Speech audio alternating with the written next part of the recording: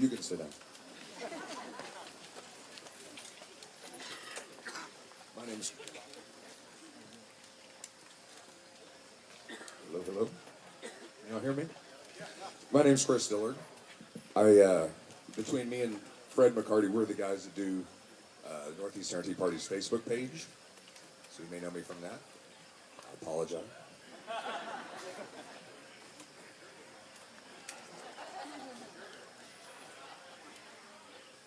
Before I introduced our next guest, we didn't take a moment and recognize all of our veterans. And there's two in the audience tonight, both my dad and my stepdad, both former Marines. So if everyone that has served the United States military would please stand. Let's give them a big round of applause.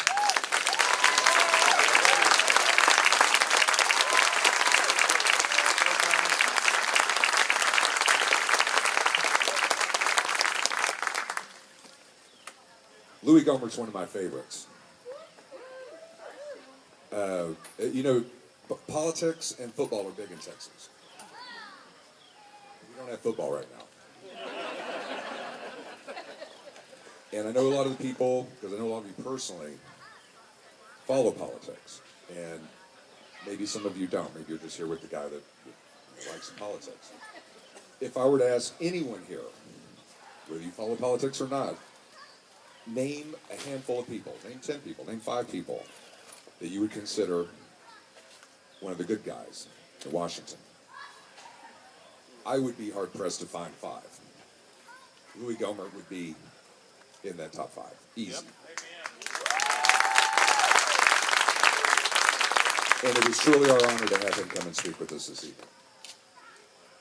Mr. Gohmert, serving his 6th term in the United States House of Representatives, he was first sworn in January 2005 and represents the 1st District of Texas, or as Trump would say, the 1 District of Texas, which encompasses counties stretching nearly 120 miles down the state's eastern border. Also, I'm from Longview. I was born in Longview, grew up out in East Texas, so... And he's a favorite among Tea Party groups and speaks as a fellow Tea Party advocate across Texas and all over the United States. He boldly stands on America's founding principles and is constantly coming up with big, innovative ideas, solidly based in constitutional fundamentals and conservatism.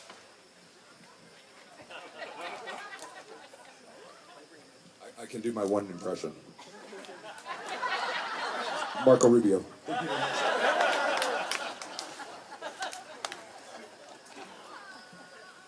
Prior to being elected to serve in Congress, Louie was elected to 3 terms as a district judge in Smith County, Texas. During his tenure on the bench, he gained national and international attention for some of his innovative rulings. Some of my favorite, too, by the way. And was later appointed by Governor Perry to complete a term as a Chief Justice on the 12th Court of Appeals. Louie Gohmert received his undergraduate degree at Texas A&M University and later graduated from Baylor School of Law. So he's from our hometown. He's also a veteran, having served his country as captain of the United States Army at the JAG, I believe.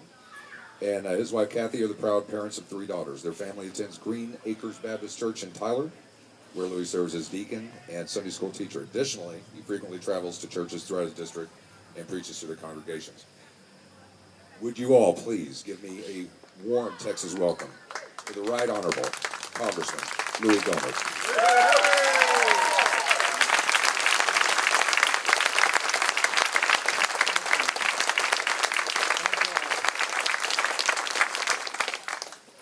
I always have notes. I always think about, which means I also pray about what I should talk about.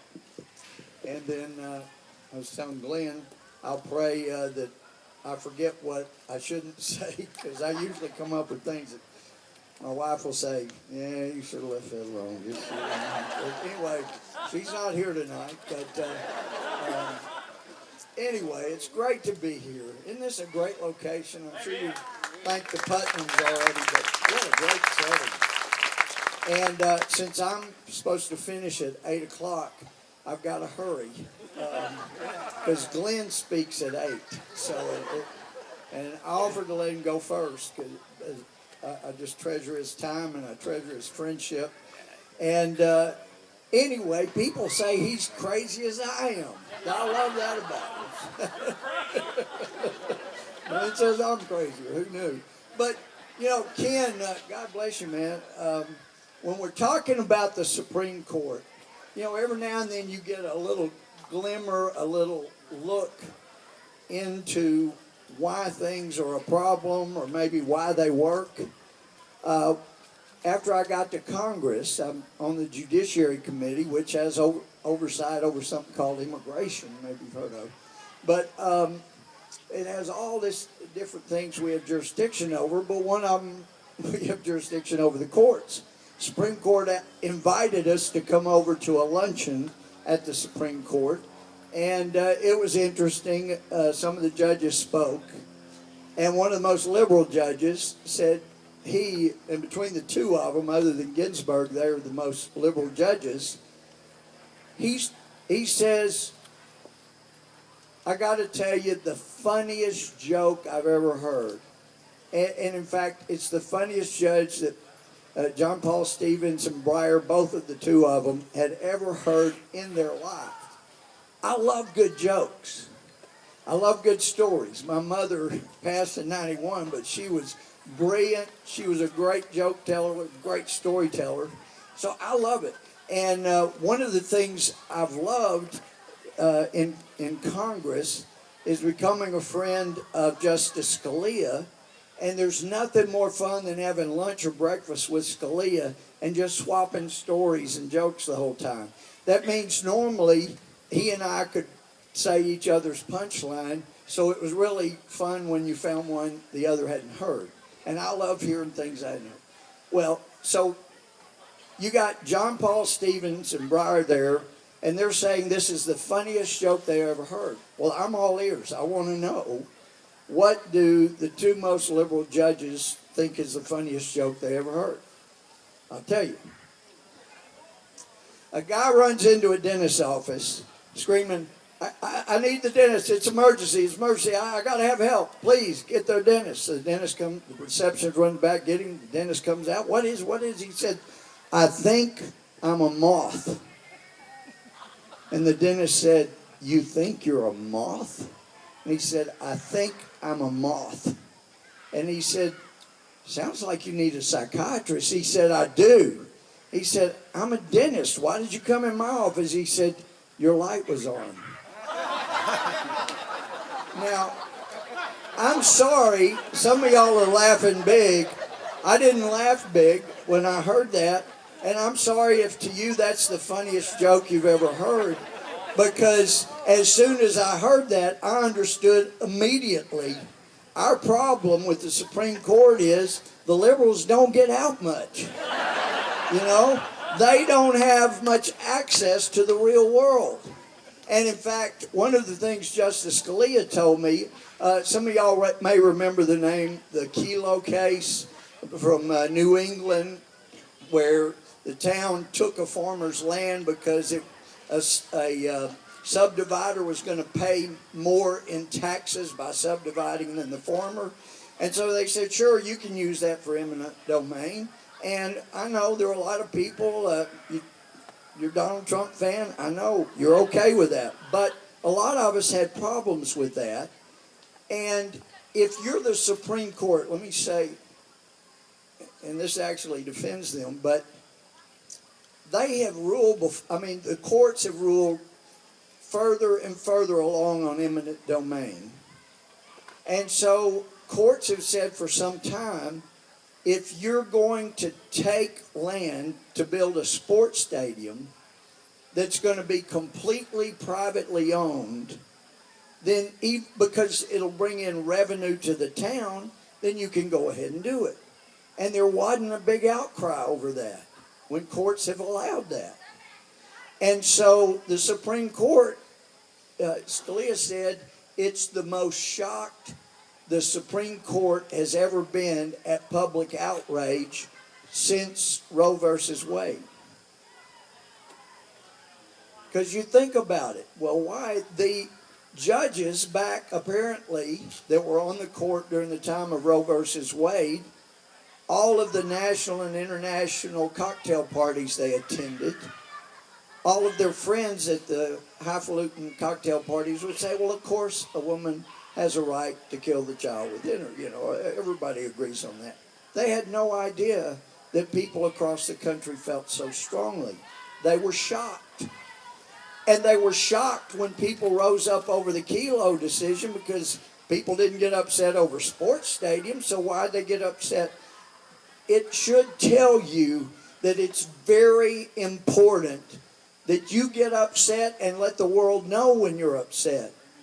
Because even though it's not supposed to matter, and Ken Paxton knows this as well or better than anybody, the justices are never supposed to consider public opinion. They're supposed to consider the Constitution. But guess what? They notice when people are upset, especially their friends. That's why it's important to make noise.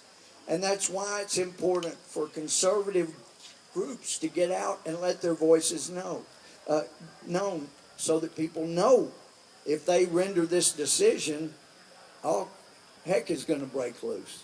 I have to be careful. I've been watching what I say, because during the, y'all remember cap and trade? Some people called it cap and tax. Every time I talked about it, I would talk about crap and trade. And the guys that are parliamentarians for the House of Representatives, they're brilliant. The Jefferson rules of the House are about this thick. They know all the rules. They know all the precedents. They're really, and there's several of them that are assistants, so they can keep spelling each other. And so the parliamentarian approached me one day on the floor, and he said, could we talk privately? Sure. We found a place to sit down. And he said, look, you know, you use this term about the cap and trade bill where you say, crap. And we had a meeting last night of all the different parliamentarians, all these brilliant guys and men and women sitting around. And we were trying to discuss whether use of the word crap violated our rules of decorum. And we're evenly divided. Can you imagine all these guys sitting around debating whether Gohmert using the word crap about crap and trade is... Anyway, he said, so we're really in a dilemma. So what we voted to do was have me ask you if you would just not refer to that bill as the crap and trade bill, because it really causes us problems. Okay, I'll try to watch. So I've been trying to watch when I speak on the floor. Now, I love Justice Scalia. As you know, he was brilliant. Nobody asked more probing questions than Justice Scalia, and I love that about him.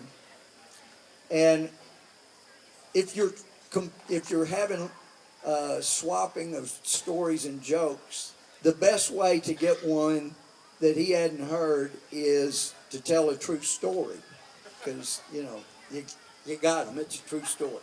So anyway, when I went to be assistant DA in Mount Pleasant, the DA was telling me back when they had a capital murder case, back when they were using old Sparky in Huntsville, the electric chair.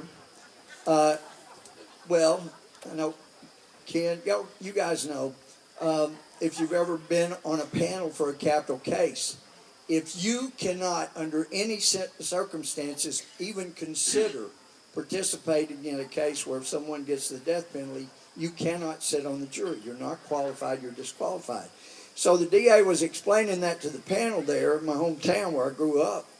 And he says, so I've got to ask this question, and you're under oath, you've got to be honest. Is there anybody here who could not give the death penalty if the evidence justified doing that? And one guy raised his hand. And he said, yes, sir. He said, well, they do that down in Huntsville, don't they? He said, yes. And he said, I could do it on a weekend, but I can't drive down there in the middle of the week. I've got cows, and nobody could take care of my cows during the week, but I can do it on a weekend if that's okay. Now that's funny. So, yeah. I come from a conservative hometown. Did I tell you that? Yeah. So, you just go. So anyway, so Scalia dies laughing. He said, well, that reminds me of the one where back when they were doing hanging. He said, heck, it may have been down in Texas where this happened. But, back then, hanging was a big event. Usually there were a lot of people who've done wrong. A lot of people show up. Saturday morning, 2,000 to 3,000 people there. And the sheriff brings the defendant up on the gallows, and he has him face the people. And he said, now, we have a tradition in our town. This is Scalia telling me this. We have a tradition in our town where we will give the accused a chance to address the crowd before we hang them. Would you like to do that? He said, no. He said, I don't think you understand. You're about to meet the ultimate Supreme Court, the judge, your maker. And most people, before they're hanged, think it's a good idea, especially in your case. I mean, all the robbery, the rape, the murder. You got a lot of victims' families. You got a lot of victims out here. Don't you think it'd be a good idea to apologize to them before you go meet your maker? He said, not really. And somebody in the audience yelled, will the gentleman yield? And he looks at the sheriff. He said, I don't know what that means.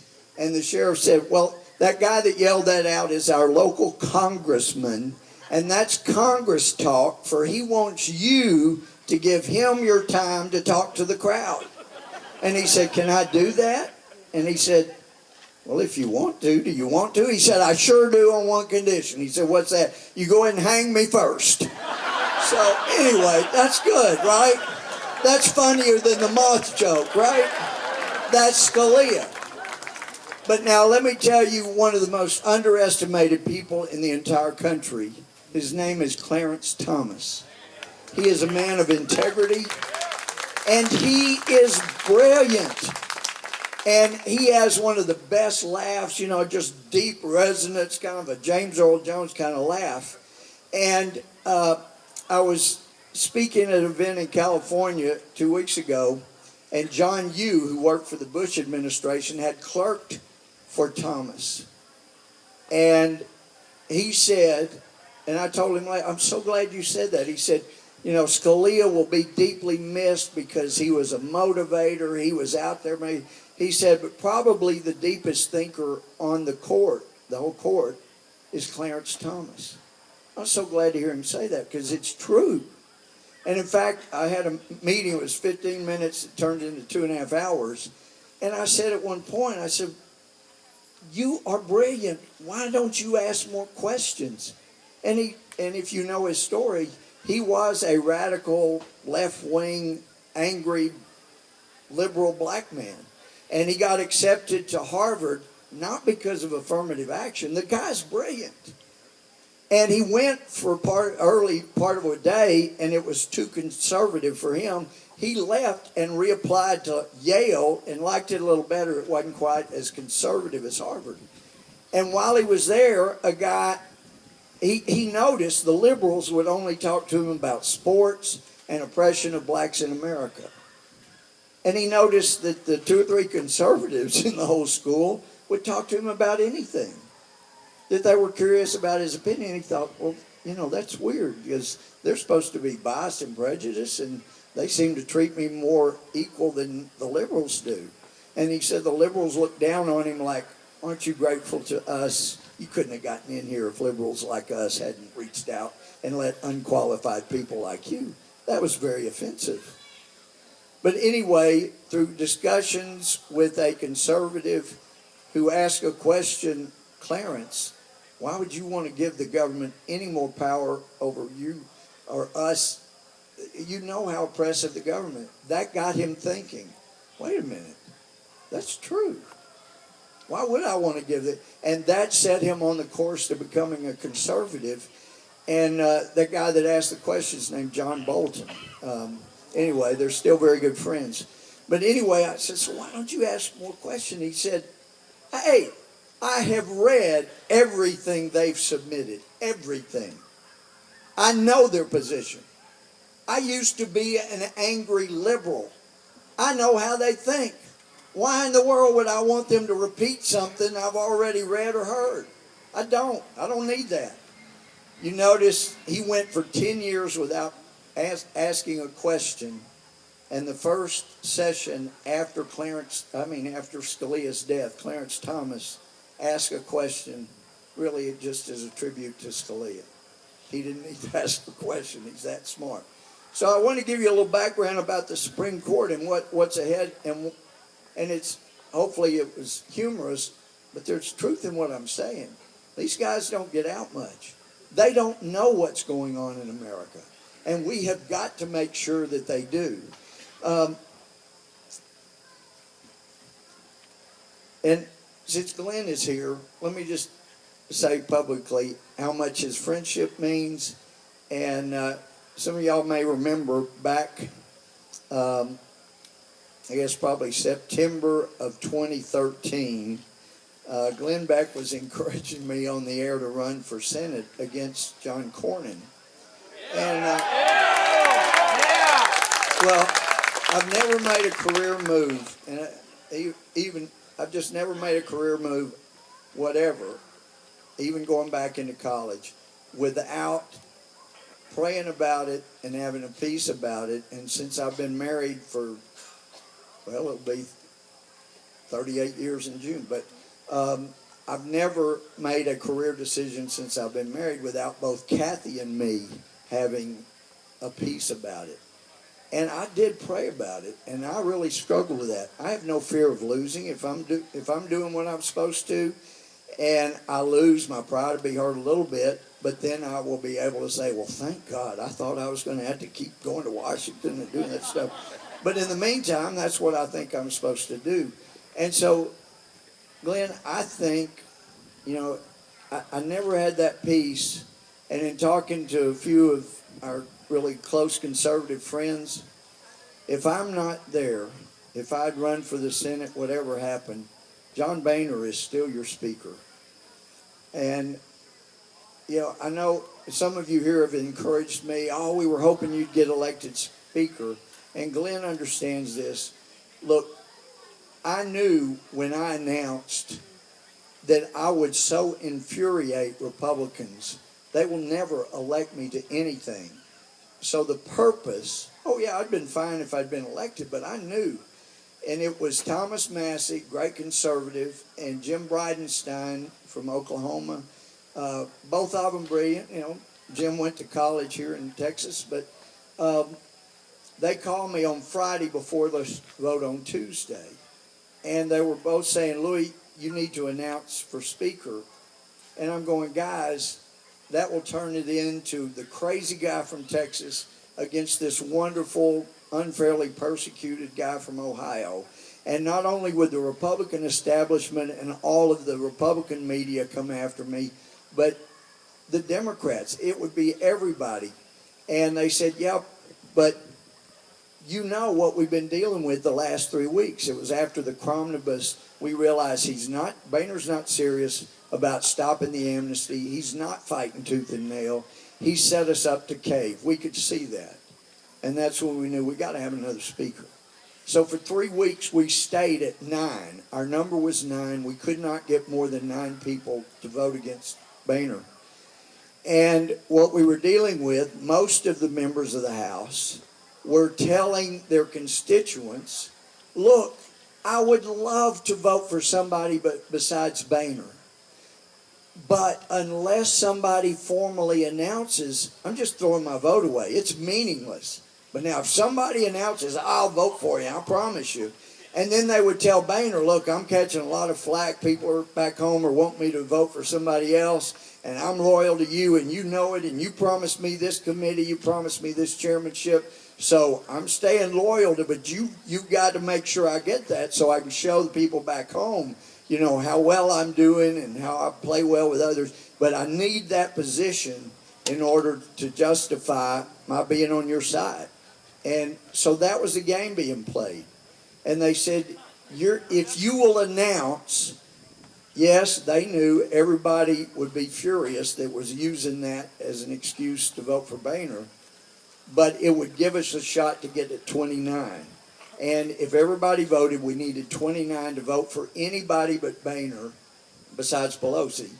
And we go to a second round. Perhaps you've heard of this process, getting to a second round in other settings as well. So anyway, the goal was to get to a second round, and before that round, we were going to call for an emergency session of the Republicans, and the 29 plus were going to say, we're not giving in. So if you want to conclude the vote, let's agree on a compromise candidate. And it wouldn't have been me, I guarantee you, but we could have gotten somebody better. That was the goal. And so people were livid. I was the butt of a couple of meetings where people just screamed at me the whole time. And you wouldn't believe how nasty it got. But we were so close. We had 24, one voted president, which really is half a vote for Boehner, but we were so close. And there were a whole bunch of guys, probably a dozen, that said, if all of the freshmen that took the pledge to vote against Boehner keep their pledge, we'll vote with you. But if they start caving, we're not voting with you. We've already made Boehner mad enough. We're not voting with you if you don't have the freshmen with you. And half of the freshmen that took a written pledge vote for Boehner broke their pledge. And one of them, was telling me, a very, very devout Christian, that morning, Tuesday morning before the vote at noon, he said, Louie, I prayed all night. I'm struggling. I just don't know. I've been asking God to show me what to do. And I said, well, didn't you take a pledge? He said, yeah, that's what makes it so tough. And I don't. So anyway, I was going, but this country needs a different speaker. I know, but I talked to Boehner this morning. Anyway, I'm just struggling so much. Anyway, it was that night at midnight. I'm sitting at my desk. My mind's replaying the day, and I went back to that conversation. I thought, wonder what that prayer sounded like, Oh, God, you got to help me. Should I be an honest, upstanding person that keeps my pledge, or should I be a lying scumbag and break my pledge on the very first vote I take? I just don't. You got to show me a sign. God, I don't know what to do. Please show me. Let me hear your voice or a handwriting on the wall. Why do you have to pray that prayer? I don't know. But that's what we dealt with. We were very close, but it set things into motion that culminated last September when early September, several of us that voted for someone else were meeting, and we know he's history. He sees the handwriting on the wall for him. He's going to resign. We're not sure when. Some said, well, it'll be in January because that'll be exactly 25 years in Congress. And I said, no, I don't think he'll make January. I think he's going to have to go before that. Well, we knew he wouldn't resign before the Pope came because he'd been trying to get the Pope there for years. And so I said, I think the Pope's going to come, and pretty quick after that, he's going to resign. And Randy Weber from Houston said, so you're saying we're going to have Pope and change, aren't you? So yeah, we're going to have Pope and change. And that's what we got. We got Pope and change. But look, the Democrats on the House floor Thursday took an hour talking about how we have got to get a hearing for Obama's Supreme Court nominee. That the average time to confirmation is 67 days. Well, I happened to be on the floor and was going to speak next, and so I changed what I was going to talk about. I had my staff send me over the dates I asked for. And so I am so glad to hear the Democrats talking about the need for more prompt hearings, because my friend Leonard Davis, that was in Baylor Law School with me, law review editor, brilliant guy, was nominated in 1992 by George H.W. Bush. He never got a hearing, obviously didn't get a vote, He had to wait 10 years until, well, actually 9 years, until George W. Bush got elected, renominated him. It took 9 years to finally get his hearing. And a friend of mine, Andrew Hanen, at Baylor is Andy, but Andy Hanen was nominated in the first term of the Bush administration and didn't get his hearing. Priscilla Owen was nominated twice by W. Bush, and she's brilliant. She's a very good friend. She was on the Texas Supreme Court. Some of you know Priscilla. She's just a brilliant judge and a brilliant lawyer. She made the top score on the bar in November when we took it. And I thought, I was doing great. I had a fantastic score. And then we found out Priscilla was sitting right across the table from me taking the bar. And people going, this is the best you could cheat? Priscilla made the high grade anyway. So anyway, it took 4 years to get her hearing. 4 years. He nominated her in his first term. It took a second term before he had to renominate her before he finally. I don't need to hear any of this junk from the Democrats about give us a prompt hearing.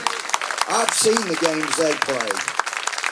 And if they want to do the right thing, the leader of the Senate, and I got chastised by the parliamentarian this week because I was fussing about the majority leader of the Senate not bringing a vote on the Iran treaty, and he ought to be bringing a number of votes. He ought to bring a vote on the climate treaty. It's a treaty. The Iran treaty is a treaty. And I don't care what Corker said, it's a treaty, so you bring it to the floor, and when you can't get 60 for cloture, you say, you know what, Harry Reid decided it was a good idea to set aside cloture for something really important for the country, like really low-level district judges. So this could mean the future of Western civilization. We're going to take a vote on whether or not to set aside cloture on the Iran treaty. We're going to take a vote to set aside cloture on the climate treaty. We're going to vote them down. They won't get 2/3, and then anybody can go to court and keep us from giving $100 billion to Iran, maybe $100 billion a year. So anyway, that needs to happen. Look, I got a lot of stuff I didn't get to, but I wanted to give you a glimpse of what we're dealing with at the Supreme Court. And Glenn, you've been very patient to let me talk here. But and before I finish my final point, let me just say, I made a really good friend in 2004 when I ran for Congress for the first time. And there were 6 people that ran, and one of them was Wayne Christian. And Wayne and I became such strong Christian brothers and friends that before the primary ever happened, both of us said, if you're in the runoff and I'm not, I will support you. And if I hadn't been in the runoff, I would have been proud to support Wayne Christian. He's a good man. He serves and he stands strong, and I'm proud to call him a friend. How many of you are familiar with the greatest naval victory in the history of the world? One back there, okay. The Battle of Sabine Pass. Now, you read history books, true historians will say that is right up there, maybe 1, maybe 2, with one of the Greek naval battles and naval victories. 47 Irish dock workers, train workers, they worked at the docks down in Houston, Galveston. They didn't go, they stayed behind when they were told, look, the Union forces are coming to Shreveport. We need every able-bodied man except for those that need to load boats and trains. You guys stay back here. And the rest headed for Shreveport. Now, regardless of the causes and the issues around the Civil War, the guys, those 47 guys, with including Dick Dowling, were fighting to save Texas from a scorched earth policy that was going to follow. They would have set Texas back many, many decades. But it turned out that Lincoln had met with some of his naval officers, and they decided that since Texas is providing much of the supplies for the Confederacy, if we can shut down Texas, we can end the war more quickly. So there were 20,000 troops with ships to carry them in New Orleans. They had taken New Orleans. The plan was that a ship that was trying to blockade Galveston was supposed to park right out, go up to Sabine Pass, a very small, and yeah, she's saying cut it off. All right, let me finish this point. Park right outside Sabine Pass, show a light outward. They took off because they had heard the Alabama was in the area. And so when these ships came with thousands of Union soldiers, they didn't know where to come in. They went past, back and forth. They were supposed to have gone in and attacked the fort there at Sabine Pass at sunup, to be there ready to go in. Well, it was much later in the day. They kept missing it. They put in at Louisiana. They sent some guys to try to act like Cajuns and ask where Sabine Pass was. So the Cajuns ran over to Sabine Pass and said, we sent them the wrong way, but they're coming to take you guys. So they set up 47 guys, an earthen fort, 6 cannon.